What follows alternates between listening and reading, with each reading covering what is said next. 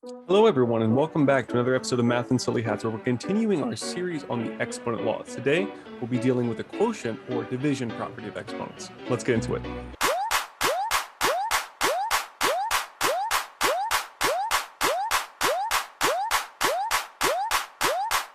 So we can see the quotient property or the division rule on the screen here.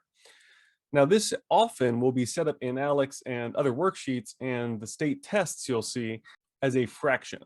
So often, rather than seeing something like a to the fourth divided by a to the second, you'll see it as a to the fourth over a to the second. Of course, this melds two of students' favorite properties, fractions and exponents. The important bit to realize is it's not as complicated as you're making it out to be. It really just does mean that we're dividing the two things. So you won't have to come up with a fraction here. You're just going to be simplifying it as much as possible. And the quotient rule specifically states when we divide two of the same bases, we simply subtract the denominator's exponent from the numerator's exponent.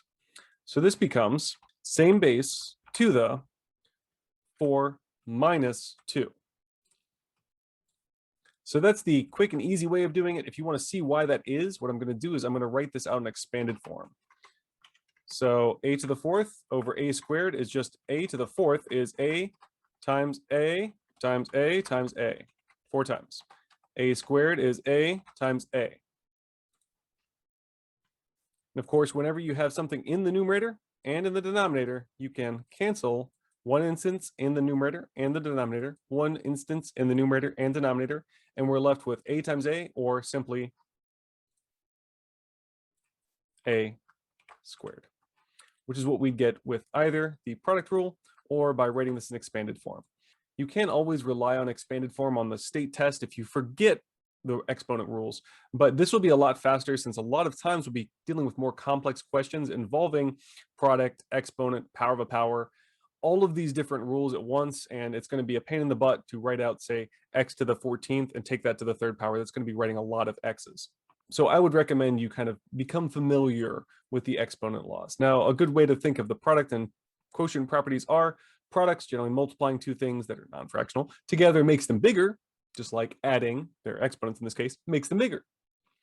And dividing two things generally makes them smaller, just like subtracting their exponents makes the exponent smaller. So that way I kind of keep straight product and quotient rules. So this is a simple case. Let's do a medium difficulty problem you may see. Say we're given one with multiple variables and some coefficients. So 4x to the second times y to the third divided by 2x to the fifth y. We're asked to simplify this mess. So we're going to kind of do the same thing we did last time. We're going to identify our coefficients, our first type of variable. So here are x's, and then our second type of variable. Here are y's. Now, of course, when we subtract these exponents, we're like, hey, there isn't an exponent here. Again, anything by itself is itself to the first power, if that helps. So 4 divided by 2 is simply 2. We can simplify that to 2. Now, I'm going to do something swifty here. I'm going to write x to the 2 minus 5. We'll have to deal with that later, right? So this y was to the first power. We can simplify this by having the same base, and then we're going to subtract those exponents.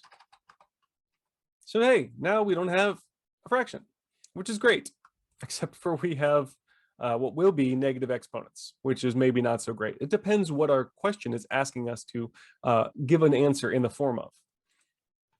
So 2 minus 5 is negative 3. 3 minus 1 is 2. So if you're asked to simplify this and leave your answer as a negative exponent, then this is fine. If you're asked to change your answer so that it only contains positive exponents, we got a problem here. Okay, and I'll show you why this works out the way it does in our kind of branching explanation tree. So we're going to use the quotient property over here.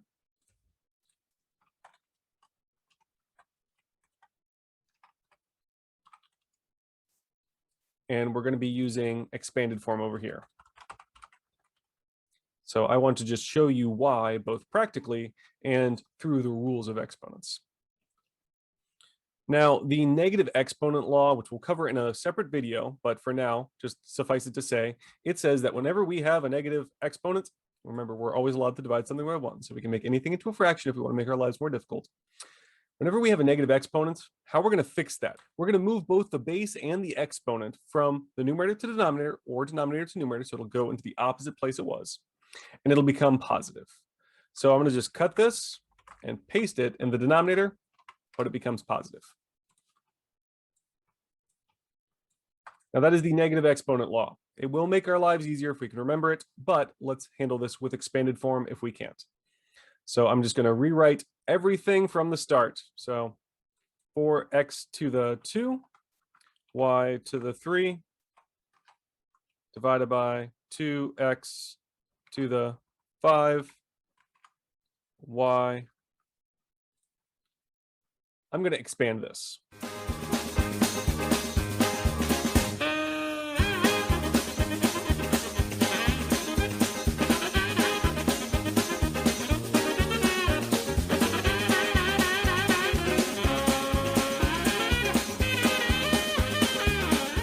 All right, we missed another thing. Okay, well, that's why we many reasons, as exemplified in what I just did. I mistyped something. I forgot to get rid of that to the 2. So it became another factor of 2 there, and I would have been oh my gosh. Oh my gosh. All right, third time's the charm. There it is in expanded form. Okay. So 4 became 2 times 2, x squared became x times x, y to the 3rd became y times y. 2 is 2, x to the 5th is x 5 times, and y. All right, so let's cancel some things. Got a 2 in the numerator, 2 in the denominator, 2x is in the numerator, 2x is in the denominator, y in the numerator, y in the denominator. All right, so got rid of a 2 in the numerator, 2 in the denominator. 1, 2x is in the numerator. 1, 2x is in the denominator. 1y in the numerator, 1y in the denominator. There it is in expanded form. Now, let's simplify that. Y times y is y squared. X times itself 3 times is x to the 3rd. And we can obviously make that a coefficient. So we got the same answer, significantly more time and tedium.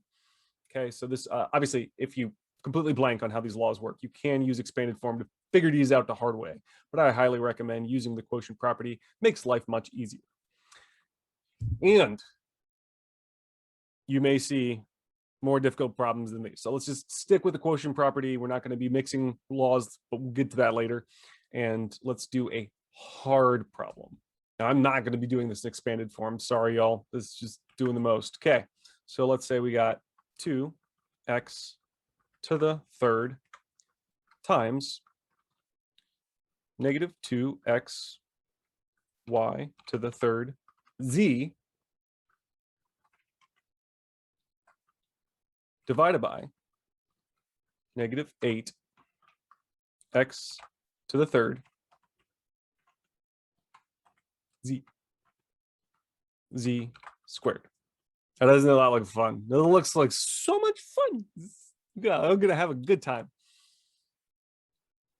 How do we approach this? Well, we can simply make this a fraction, right? So let's divide it by 1. All right, we have 2 fraction multiplied. We multiply their numerators together. So let's grab this, put it in the numerator. Multiplying 1 by that denominator doesn't change anything. So at least we got something a little bit more palpable here. I'm not going to rewrite this in expanded form, but I can rewrite negative 2 times positive 2 as negative 4. I'm going to write negative 8 as negative 4 times 2, and you'll see why in a second. X to the 3rd times x is x to the 4th. All right, and then we can deal with some stuff.